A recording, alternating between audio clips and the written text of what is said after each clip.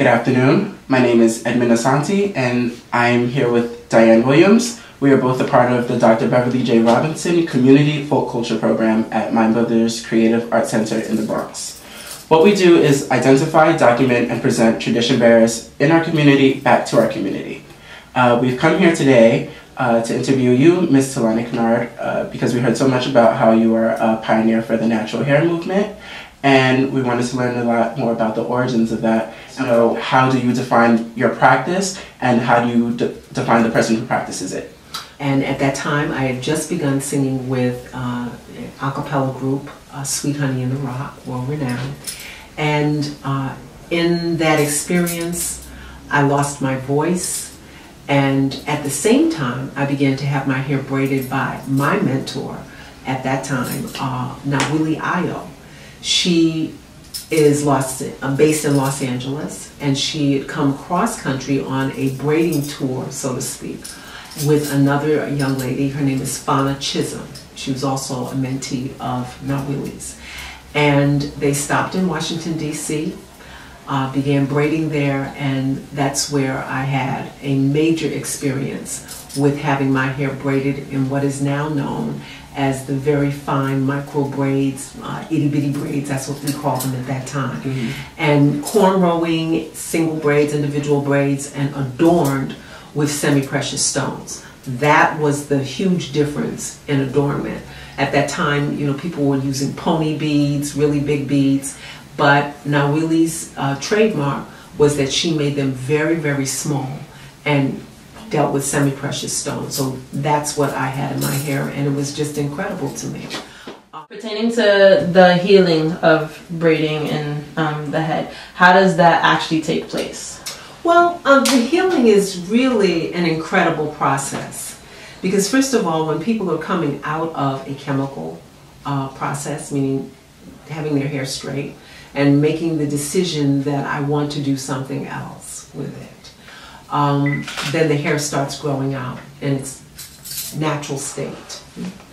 And a lot of what aids that, we started out with protective styling. That's what we term it now. Then it was extension braiding, where we use synthetic or human hair attached to the person's hair, whether either in a cornrow style, something that was flat to the head, or something that was hanging, and then their hair would be resting in that state. During that process now, the person is really dealing with how they look, because now it's very different in their home, in their community, in their workplace.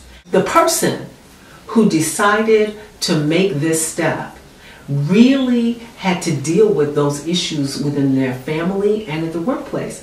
And in dealing with that, they really affirmed that this makes me feel good.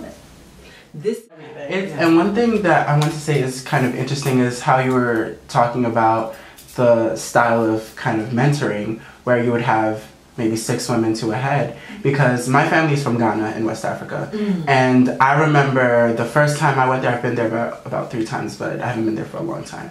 And the first time I saw my mom get her hair braided over there, the girls have like a very formal, traditional, you can tell it's like way back, like with kind of like a sailor thing in the back, and it's like a dress, it's their uniform. And the girls will come and they'll set up these long benches, probably as long as this room is, and my mom will sit in a chair, regular plastic chair, and it's like 7 girls braiding back and forth around, like grabbing the hair. It's like a system, you know? And you can also see that idea of like teaching and passing down, and kind of like a connection between the women and the woman being styled, because you do have a big connection to your hairstylist. When you have that person who really gets your identity right and makes you look like the person that you feel that you are, there's a lot of strength there. Exactly right.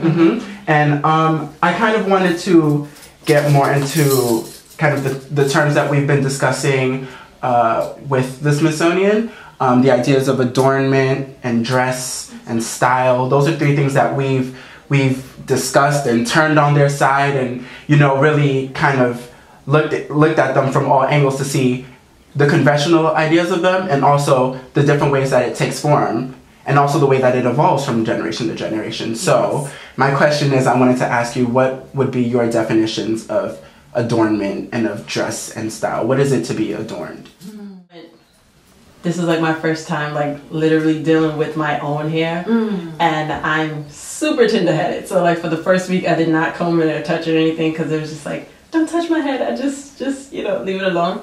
But I normally wear braids, always box braids, always keep it up, or I'll leave it down depending on how I feel. But like since the age of 5, I've been wearing braids.